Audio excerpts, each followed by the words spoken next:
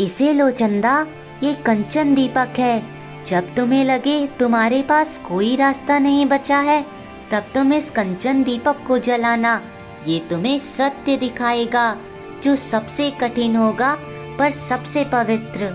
राजकुमारी, मैं इस दीपक को हृदय से लगा कर रखूंगी। जैसे आपने मुझे देखा, वैसे ही मैं भी किसी को देख पाऊं। बस यही वरदान चाहिए।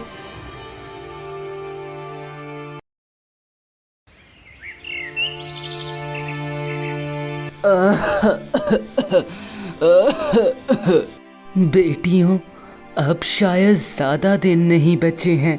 तुम दोनों को अपनी राह खुद ही बनानी होगी। राह? कौन सी राह बाबा?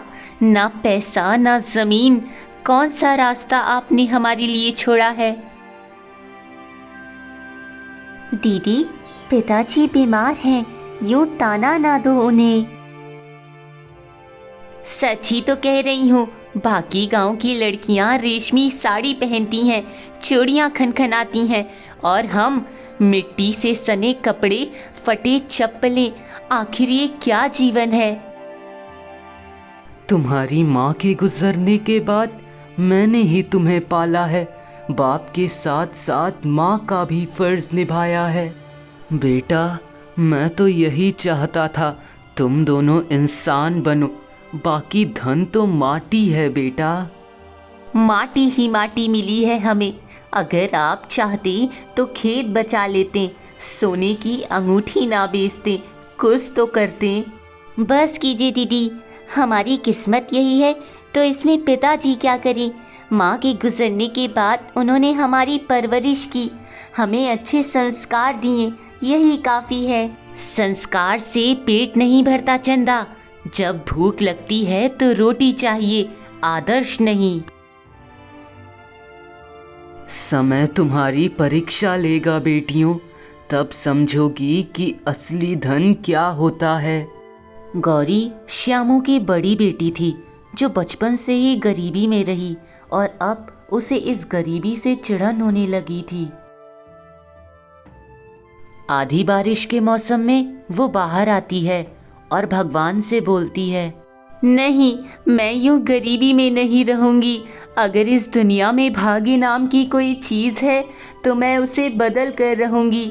मुझे चाहिए दौलत, मान सम्मान, चाहे कोई भी कीमत चुकानी पड़े। अगले दिन उस गांव में एक बूढ़े तपस्वी बाबा प्रवेश करते हैं। अरे देखो, वो कौन बाबा आ रहे हैं? अरे, ये तो भविष्यवक्ता बाबा लगते हैं। मैंने सुना है ये लोगों का भाग्य देख सकते हैं। धीरे धीरे करके गांव के और लोग भी इकट्ठा होने लगते हैं। गांव के लोगों का कहना है कि ये बहुत रहस्यमयी बाबा हैं। ये लोगों का भविष्य देखकर उनका भाग्य बता सकते हैं। जिसे जानना है अपना भाग्य, वो आए मेरे पास। पर याद रखे, सच हमेशा मीठा नहीं होता। भीड़ सन्नाटे में आ जाती है।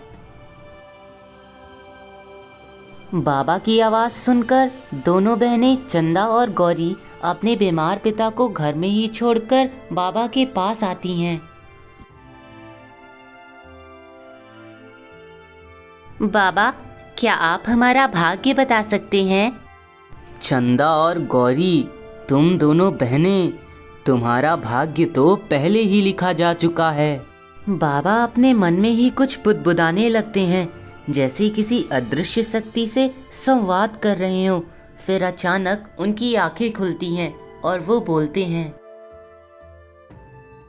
तुम दोनों बहनों के रास्ते अलग हैं।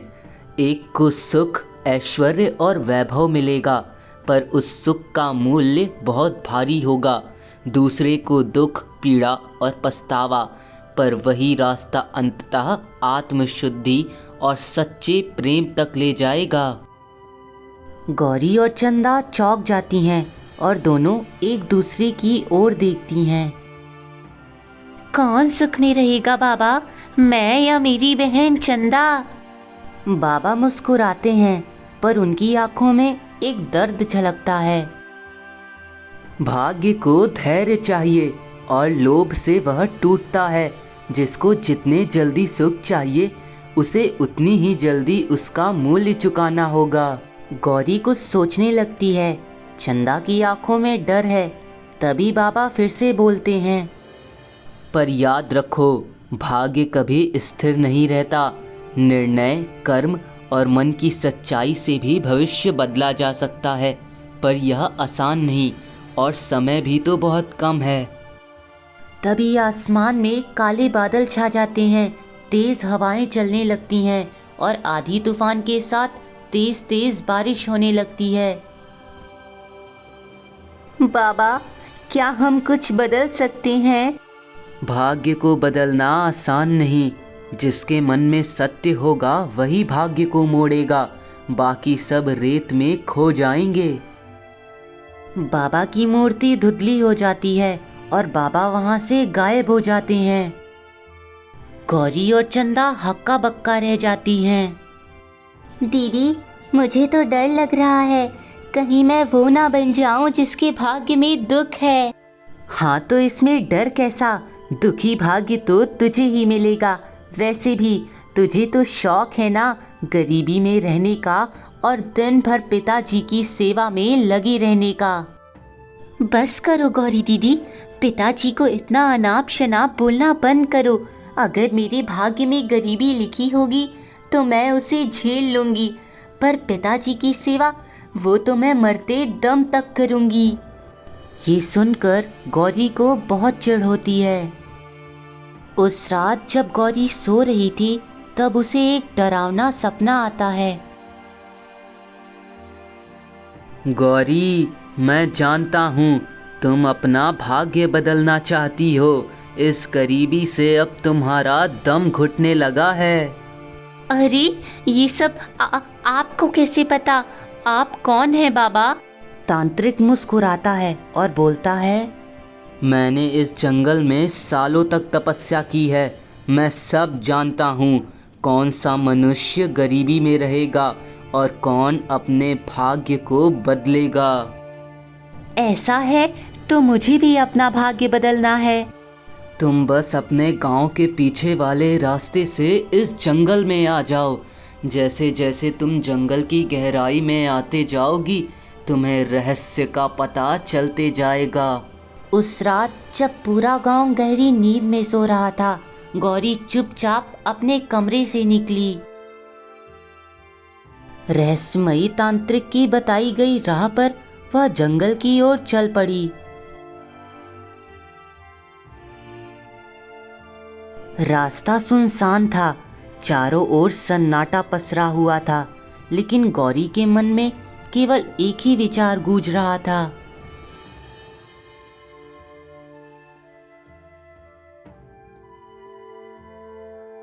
अगर वह तांत्रिक बाबा सच में जादू जानते हैं तो मेरी किस्मत बदल सकती है। घना जंगल धीरे धीरे और डरावना होता गया। झाड़ियों की सरसराहट और उल्लुओं की आवाज़ें माहौल को और भयानक बना रही थीं। तभी अचानक एक हल्की सुनहरी रोशनी पेड़ों के पीछे चमकी। गौरी उत्सुकता से उस दिशा की ओर चल पड़ी। वहां उसे एक सुंदर चमकती हुई कुटिया दिखाई दी। कुटिया के दरवाजे पर कोई नहीं था, पर भीतर से एक आवाज आती है, अगर सच्चे मन से मांगोगे तो यहाँ सब मिलेगा। गौरी हकबका गई। उसने डरते डरते पूछा, कौन है? कुछ देर तक भीतर से कोई आवाज नहीं आता है, पर अचानक, मेरा कोई नाम नहीं है, मैं बस एक माध्यम हूँ। जो दिल से मांगेगा उसे उसका भाग्य मिलेगा। गौरी की आंखों में चमक आ गई। वह बोली, मुझे धन चाहिए, महल चाहिए, नौकर चाकर चाहिए और एक रानी जैसा जीवन चाहिए। कुछ समय के लिए सन्नाटा छा गया। फिर अचानक कुटिया की दीवारें सुनहरी रोशनी से चमक उठी और एक जोर का धमाका हुआ। गौरी की आंखें बंद हो गईं और वह बेहोश होकर जमीन पर गिर गई।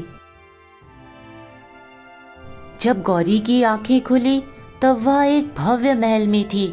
सामने सोने से जड़ी एक मटकी रखी थी। आभूषणों से लदी रेशमी साड़ी पहनी अब रानी सी दिखाई दे रही थी गौरी। ये कैसे हुआ? क्या मेरा सपना सच हो गया? एक धीमी रहस्यमयी हंसी कहीं से गूंजती है। हर इच्छा की एक कीमत होती है रानी साहिबा। गौरी इस बात को नज़रअंदाज कर देती है। यहाँ रात गहराती जा रही थी पर चंदा की आंखों में नींद नहीं। गौरी के बिना सब अधूरा लग रहा था। झोपड़ी के बाहर हल्की हवा थी पर चंदा के अंदर तूफान। गौरी दीदी, आप कहाँ चली गई? माना मैंने आपको थोड़ा भला बुरा बोल दिया था, पर इस तरह घर छोड़कर जाना किसी समस्या का समाधान नहीं है दीदी। वो एक छोटी सी पोटली में रोटियां, गुड़ और कपड़ा बांधकर जंगल की ओर निकल पड़ती है, बिना किसी दिशा के पर विश्वास के साथ।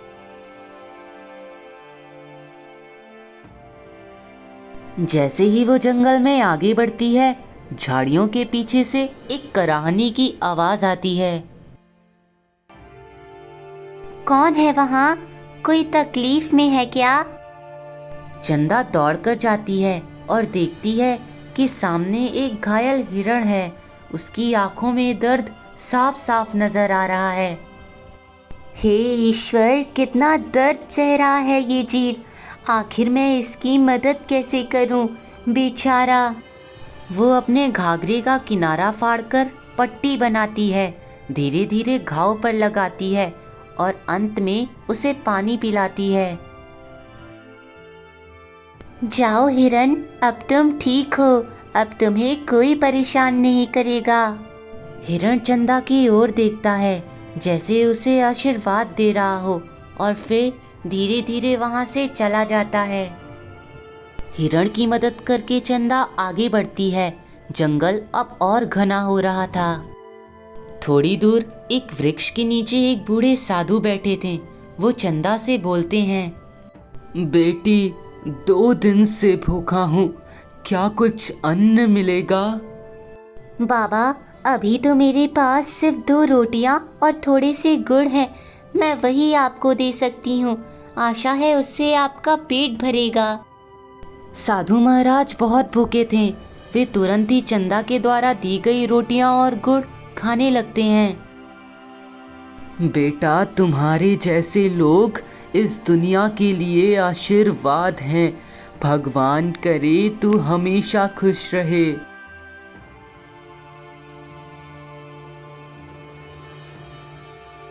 धीरे धीरे अब दिन का समय हो रहा था। आगे चंदा को एक बूढ़ी औरत ठंड से कपकपाती हुई दिखाई देती हैं। उनके बदन पर एक फटी साड़ी थी। वो मदद की पुकार मांग रही थी। इस हालत में उन्हें देख चंदा बहुत उदास होती है। माई, आप इस जंगल में इतने ठंड में क्या कर रही हैं? आपके पास तो उड़ने को कोई चद्दर भी नहीं है। मेरे पास तो सिर्फ सांसें बची हैं बेटी, ना कपड़े और अब जीने की उम्मीद भी नहीं। बूढ़ी माँ की बातें सुनकर चंदा की आंखों में आंसू आ जाते हैं। वो बोलती है, आप रोती क्यों हो माँ? आप मेरी चादर ले लो। ये मत पूछना क्यों। आप तो मेरी माँ जैसी हो। आपकी मदद करने से मुझे मेरी माँ की याद आती है। बूढ़ी माँ चंदा का चादर ओढ़ती हैं। उनकी आंखों में एक अलग सी चमक आ जाती है, जैसे चंदा को आशीर्वाद दे रही हों। अचानक वो वहाँ से गायब हो जाती हैं।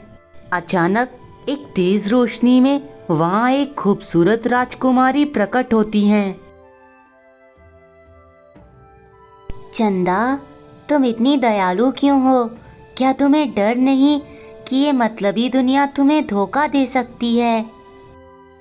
राजकुमारी, अगर मेरा दिल साफ है तो मुझे धोखा देने वाला खुद ही अपना मुंह काला करेगा, और अगर मैं किसी की मदद ना करूं तो क्या फ़ायदा है ऐसी ज़िंदगी का? तुम्हारे जैसे लोग ही इस धरती की रोशनी है, तुम में आत्मबल है, सत्य है और सबसे बड़ी बात करुणा है। राजकुमारी अपनी कमंडल से एक कंचन दीपक निकालती है, जिसकी लौ दिखती नहीं, पर उसकी आभा से अंधेरा छटता है। इसे लो चंदा, ये कंचन दीपक है। जब तुम्हें लगे तुम्हारे पास कोई रास्ता नहीं बचा है, तब तुम इस कंचन दीपक को जलाना। ये तुम्हें सत्य दिखाएगा, जो सबसे कठिन होगा पर सबसे पवित्र। राजकुमारी, मैं इस दीपक को हृदय से लगा कर रखूंगी। जैसे आपने मुझे देखा, वैसे ही मैं भी किसी को देख पाऊँ, बस यही वरदान चाहिए। फिर राजकुमारी वहाँ से गायब हो जाती है। अब चाहे कितना भी अंधेरा हो, मैं हार नहीं मानूंगी। गौरी दीदी, मैं आपको ढूंढ निकालूंगी और साथ ही में खुद को भी। गौरी का महल असली नहीं था। चमचमाती दीवारों, झिलमिलाते पर्दों और बनावटी हंसी से सजा हुआ था। वहाँ हर दिन लोग आते और उसकी झूठी तारीफें करते। कोई उसकी सुंदरता का गुणगान करता, कोई उसकी बुद्धि की सराहना, पर असल में सब कुछ एक नकाब था। महारानी, आपके आगे तो चांद भी शर्मा जाए। आपके चाल में तो जैसे सरगम बहती हो।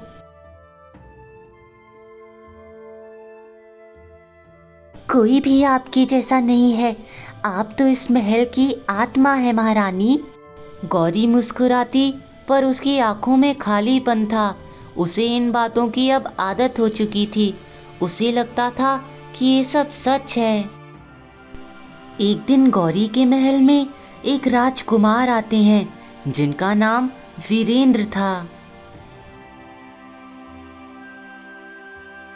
राजकुमार की आंखों में चमक थी, चेहरे पर तेज था और ओठों पर एक हल्की मुस्कुराहट।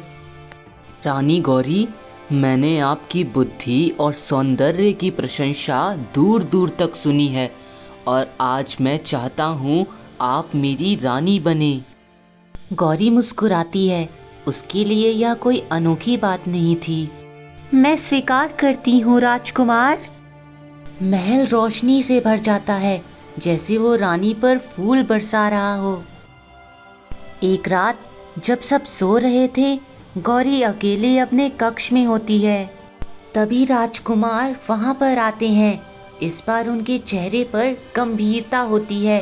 वो रानी गौरी से बोलते हैं, गौरी, तुम्हारे पास सब कुछ है, वैभव, रूप, प्रतिष्ठा, लेकिन क्या सच में तुम अपने आप को जानती हो?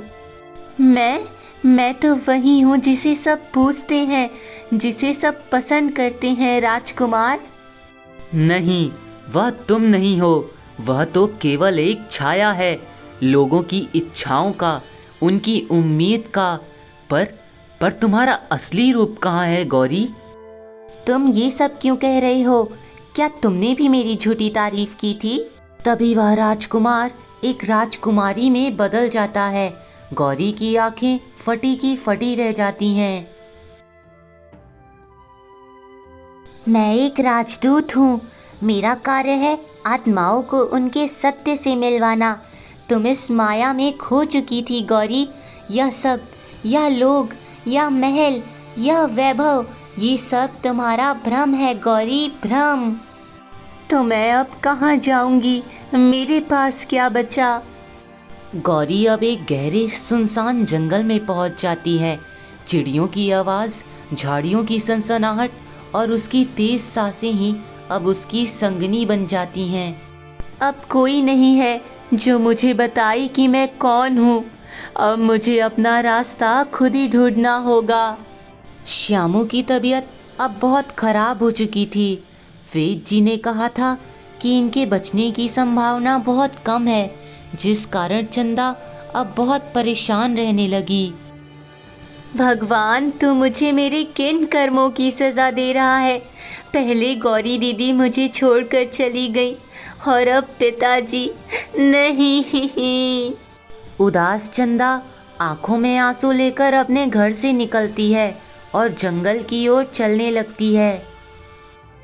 जंगल पहुंचकर वह एक तालाब के किनारे रो रही थी। तभी वहां राजकुमारी प्रकट होती हैं। क्या हुआ चंदा, तुम इस तालाब के किनारे बैठकर रो क्यों रही हो? चंदा ने अपने पिताजी की तबीयत और गौरी के बारे में राजकुमारी को बताया। ओहो चंदा, तुम कितनी भोली हो। मैंने जो तुम्हें कंचन दीपक दिया था, तुम उसका प्रयोग करो और अपने पिताजी का अच्छा इलाज करवाओ। कल जब मैं रास्ते से घर जा रही थी, तब मुझे वहाँ एक गरीब परिवार दिखा जो ठंड में कांप रहा था। इसलिए मैंने वो कंचन दीपक उनकी गरीबी को मिटाने के लिए इस्तेमाल कर लिया। आज पहली बार राजकुमारी की आंखों में आंसू थे। तुम्हारे जैसे लोगों को इस धरती की बहुत ज़रूरत है चंदा। तुम्हारे जैसे लोग ही इस दुनिया को रोशनी देते हैं। अब तुम चिंता मत करो चंदा, तुम घर जाओ, तुम्हारे पिताजी ठीक हो चुके हैं। खुशी खुशी चंदा अपने घर आती है। वो जब घर पहुंचती है तो उसके पैरों तले ज़मीन खिसक जाती है। उसकी टूटी फूटी झोपड़ी की जगह अब वहाँ एक आलीशान मकान था। चंदा जब अपने कमरे में आती है तो देखती है कि एक खूबसूरत पलंग पर उसके पिताजी आराम कर रहे थे। उनके चेहरे पर तेज थी, आंखों में चमक, जैसे मानो चंदा की ही राह देख रहे हों। अरे चंदा बेटी, तुम आ गई। ये देखो, आज तुम्हारे कर्मों ने उस टूटी फूटी झोपड़ी से मकान तक का सफ़र करवा दिया हमें। मुझे ये आलीशान मकान रहने के लिए मिला, इससे मुझे इतनी खुशी नहीं हुई पिताजी, पर आपको आज सही सलामत देखकर मुझे बहुत खुशी है।